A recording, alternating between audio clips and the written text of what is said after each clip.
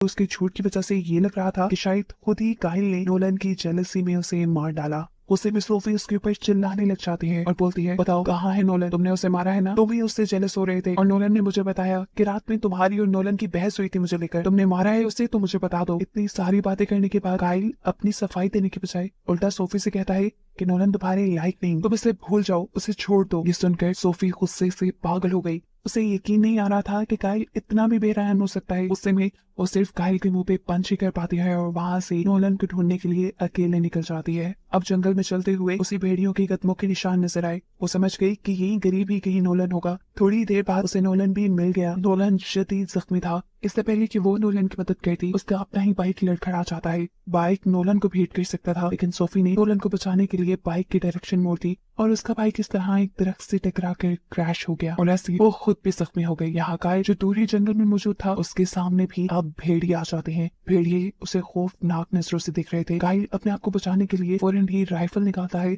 लेकिन उसकी बदकिस्मती कि उसे पता चला राइफल में गोलियां नहीं है। अपने आप को बचाने के लिए वो तीर कमान निकालता है, लेकिन इससे पहले कि वो भेड़िए के ऊपर हमला करता, भेड़िए ने ही उसके ऊपर बुरी तरह हमला कर दिया। दूसरी तरफ सोफी जो कि बाइक से गिर गई थी, वो बेहोश हो चुकी थी और जैसे ही उसके ऊपर होश आया, एक भेड़िया उसके ऊपर हमला करने ही वाला था, लेकिन तेजी से उसने अपना करीब पड़ा हुआ चाकू उठा लिया। वो भेड़िए के ऊपर वार कर ही रही थी कि ढलान से लुढ़क कर वो नीचे गिर गई और इस मर्तबा उसे बहुत बुरी चोट आई थी। उसका हाथ पूरी तरह टूटकर मुड़ चुका था। उसके पास इस वक्त सिर्फ तीर कमान थे अपने आप को इन भेड़ियों से बचाने के लिए, लेकिन दायां हाथ टूटने की वजह से वो तीर कमान चला भी नहीं सकती थी। वो यही सब सोच रही थी कि उसके सामने एक और भेड़िया आ गया। वो हिम्मत करती है और अपने हाथ को खुद ही सीधा करते हुए तीर कमान चलाती है, लेकिन टूटा हाथ होने की वजह से निशाना सही नहीं लगता और भेड़िया उसके बहुत करीब आ जाता है। तभी वो नीचे से एक तीर उठाकर भेड़िए के अंदर स्टैब कर देती है और उससे बच जाती है। मुश्किल से हिम्मत करते हुए अब वो जंगल के किनारे तक आई, जहाँ आकर उसने देखा कि नोलन खुद ही अपनी मदद करते हुए यहाँ तक आ गया था। वो नोलन को सहारा देकर उठाती है और अपनी गाड़ी की तरफ लेकर चलती है, जो काइल उसके साथ लेकर यहाँ आया था। ये लोग